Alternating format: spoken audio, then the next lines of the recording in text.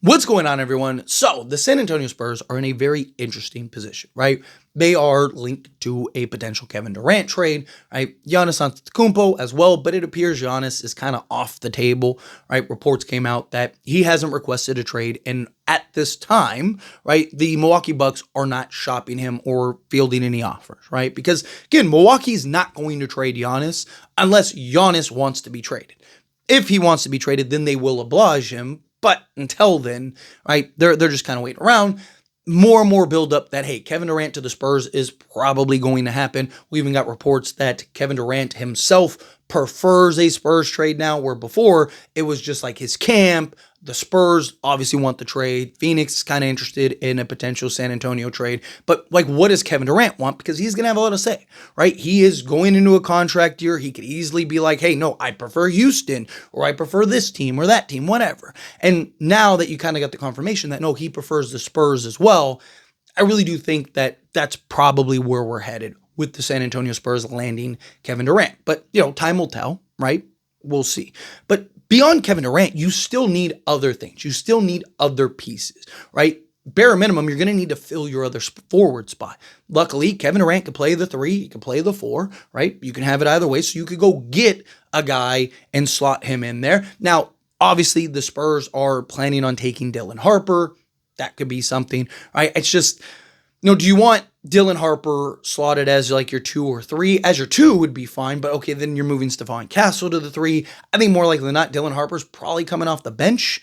At least the first year we'll see. I think he'll start in spots. Kevin Durant gets the night off, or, De'Aaron Fox gets the night off or whatever, right? Like, I do think that there will be moments where he starts, but I do think for the most part, you'll see him off the bench. I mean, Wemby, even when he was drafted, didn't come off the bench, but you saw his minutes, like, when he started, he was getting like 20 minutes a night. And then he started to see the slow increments and increase to where now he's playing, 48 minutes in an overtime game and stuff like that. Stephon Castle, same thing, right? You saw Stephon Castle coming off the bench, getting spot minutes, right? Some games he's only playing like 15 minutes, right? Some games he's playing 35 minutes. And then you saw as the season progressed, part of that was injuries and whatnot. But point is, you saw that progress. So I think probably do the same thing with Dylan Harper. So I do think you need to solve your other forward spot, which is why I've talked about keep Harrison Barnes, right? Can you do, instead of a Devin Vassell and Harrison Barnes, can you do a Devin Vassell and like a Keldon Johnson, right? And then now you have Harrison Barnes who could slot in and be that spot. Or you could go look to a team that we know is trying to currently shop a forward that would easily slot it, because that's what I think. I think either A, you go get a center and move Wemby to the 4, right? And I've talked about this in the past, that I know some people are like, oh, no, Wemby is best at the center and he doesn't play well with centers. He doesn't play well with centers that can't do anything outside of 5 feet, right? It's kind of hard to judge Wemby alongside Rudy Gobert when Rudy Gobert, it might be one of the worst offensive big men ever, right? He's just big, physical, and one of the best defensive centers ever, right? But if you got a real skilled center that could do multiple things, to where when you do want Wemby, back to the basket and whatnot, and that doesn't mean he can't play the center at times, but I've talked about, do you go get a center to kind of slot in, a more skilled center, especially with the way Wemby wants to play. He wants to play more, 4 than center, or you go get another forward, right? That would be the other option. And Cameron Johnson of the Brooklyn Nets is a veteran that could come in, slot into either forward spot, more likely the 4. He's usually best playing the 4, but can slot into either forward spot because he's played both forward spots.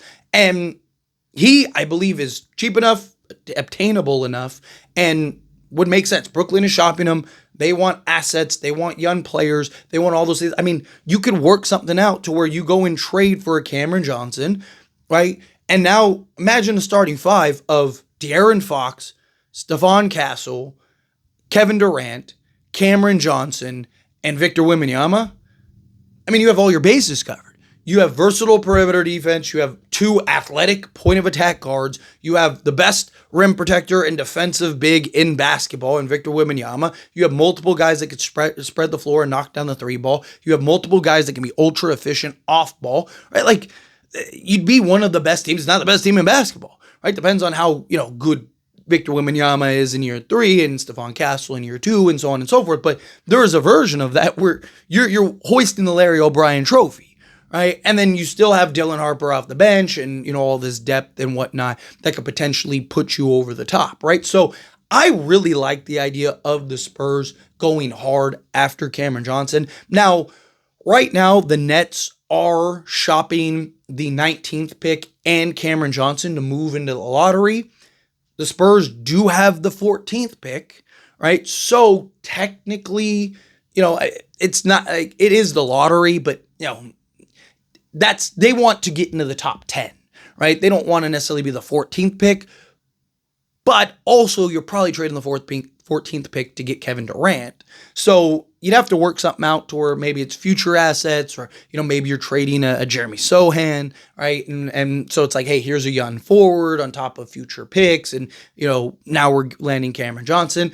You could, if you wanted to, you could trade back, right? Like, I don't hate that idea either, especially if you go and get Kevin Durant. Like, what if you trade for Kevin Durant and then turn the number 2 pick into the Brooklyn Nets number 8 pick, the number 19 pick, and Cameron Johnson, right? So you solve your other forward spot immediately. You now can still draft somebody in the lottery that can be a better need or position of need, right? Maybe go get a center or another forward for the future, right?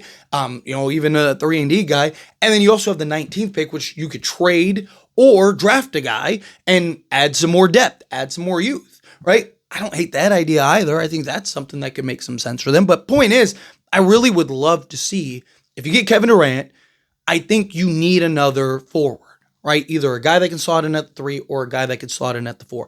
Cameron Johnson's 29 years old. He just turned 29 this past March, right? So he's on the right side of 30. Kind of fits the Spurs, like win now, but still maintain your youth, right? You're not going to have to sell the farm to go get a Cameron Johnson, right? So it puts you in this position of like, okay, now you have what you need, right? You have the, De'Aaron Fox, Cameron Johnson, as well as Kevin Durant as like your core and foundation, but also Cameron Johnson, another guy that has played alongside other stars and has been the 4th, 5th, 6th option at times, right? So he's a guy that's comfortable playing off ball and can be very efficient, right? I mean, you look at this past season, he was just under 19 points, 4 rebounds, and 4 assists. Talking about a guy that's a legit, 6'8", 6'9" forward that has just all the versatilities, the shooting and everything, right? To just kind of go over his stats real quick, you look at what he did this past season. 57 games played, 57 games start, just under 32 minutes per game, 13.1 field goal attempts, shot 47.5% from the field, shot 39% from three-point range. He is a career 39.2% three-point shooter on 6 attempts. He shot 7.2 attempts last season and still was 39%.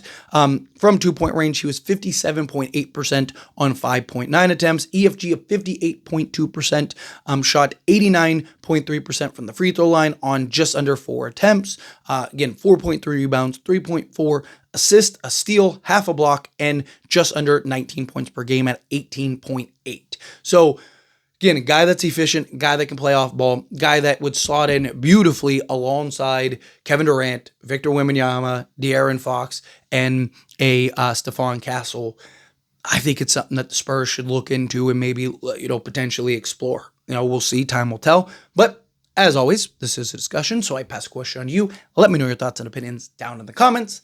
That being said, if you haven't liked this video, hit that like button. Helps me a lot. So we enjoy these types of videos, and I truly appreciate it. Not subscribe channel, hit that subscribe button. Turn on the bell notifications. Appreciate y'all. See you in the next one.